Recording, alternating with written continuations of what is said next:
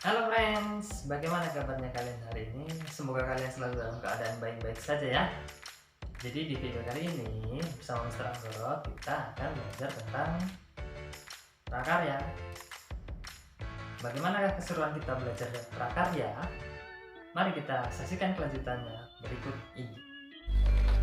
Halo friends, jadi di video kali ini kita akan pelajari prakarya. Prakarya kelas 7 bab 1. Pada buku kita akan belajar tentang kerajinan serat dan tekstil. Tetapi sebelum menginjak pada materi inti, mari kita amati dulu gambar berikut ini. Terdapat sebuah tempat pensil ataupun tempat ballpoint. Menurut kalian, tempat pensil ataupun tempat ballpoint itu terbuat dari apa ya? Ya, benar sekali. Tempat pensil pada gambar ini terbuat dari pelepah pisang. Pelepah pisang mempunyai serat yang bisa digunakan untuk membuat berbagai macam kerajinan yang tentunya berguna bagi manusia. Tujuan dalam video pembelajaran kali ini adalah agar kita nanti bisa menjelaskan keragaman karya kerajinan dari bahan serat dan tekstil. Lalu kita bisa memahami pengetahuan tentang jenis, sifat, karakter, dan teknik pengolahan serat dan tekstil. Lalu juga kita bisa memilih jenis bahan dan teknik pengolahan serat atau tekstil. Mari kita bahas satu persatu. Pertama adalah serat. Apa itu serat? Serat menurut Kamus Besar Bahasa Indonesia adalah suatu material yang perbandingan panjang dan lebarnya sangat besar dan molekul penyusunannya terorientasi atau terpusat terutama ke arah panjang. Serat sendiri terbagi dalam dua jenis. Yang pertama ada serat alam, yang kedua ada serat buatan manusia.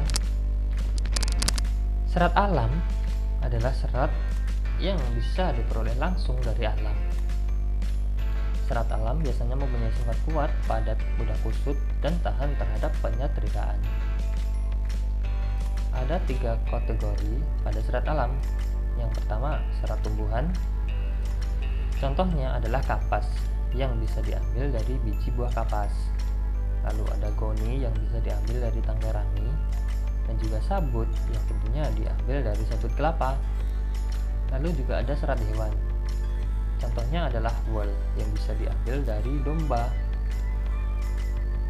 Lalu kemudian sutra yang bisa diambil tentunya dari ulat sutra.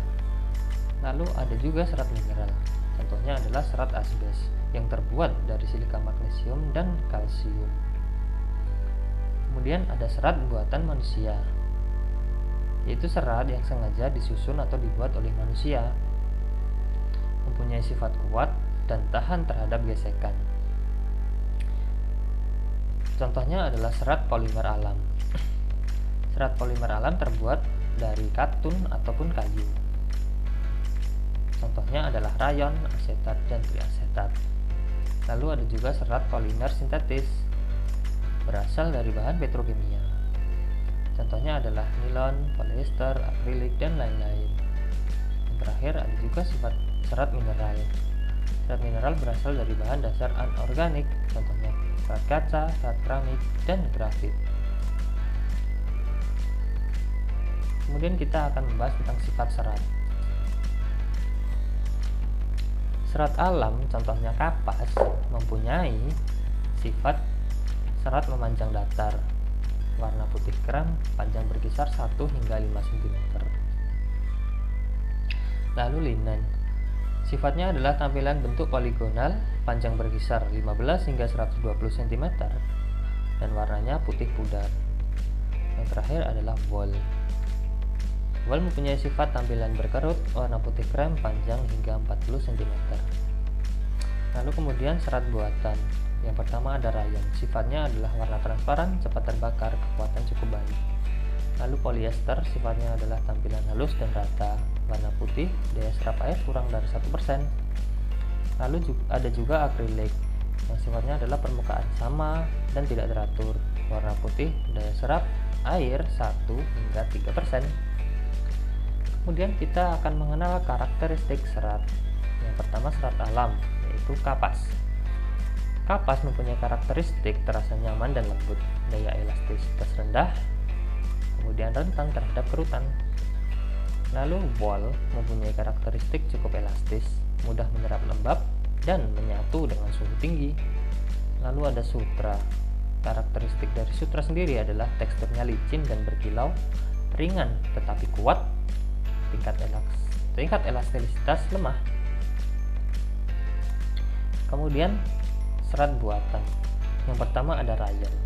Karakteristik dari rayon adalah lembut dan halus, elastisitas rendah, dan berkilau. Lalu ada nilon, mempunyai karakteristik elastisitas tinggi, tahan lama, dan tahan terhadap jamur. Lalu ada juga polyester yang mempunyai karakteristik dengan kekuatan baik, tingkat penyerapan air rendah, dan lunak jika dipanaskan. Kemudian kita akan masuk ke teknik pengolahan serat. Yang pertama, serabut kelapa. Untuk mengolah serabut kelapa dibutuhkan beberapa teknik. Yang pertama adalah persiapan bahannya sendiri, yaitu kita ambil dari serabut kelapa. Lalu pelunakan sabut, pemisahan serat, pengayakan, pembersihan, pengeringan, kemudian dipak dengan alat pres. Kemudian wool.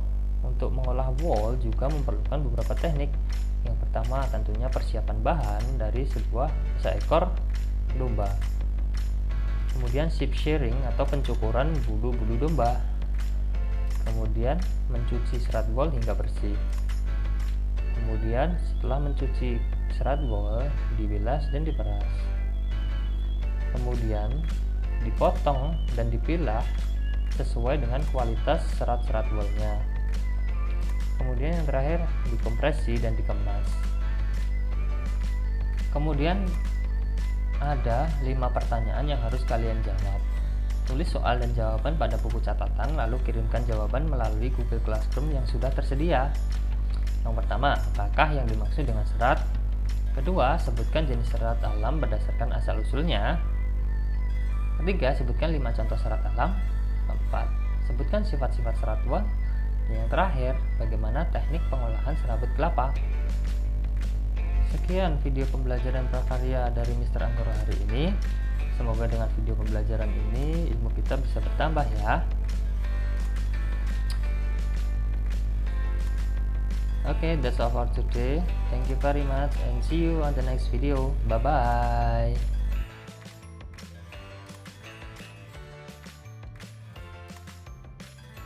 Nah, itu dia video pembelajaran prakarya kita hari ini. Semoga dengan video tadi bisa menambah ilmu pengetahuan kita semua ya. Sekian dari Mr. Anggoro. See you on the next video and bye bye.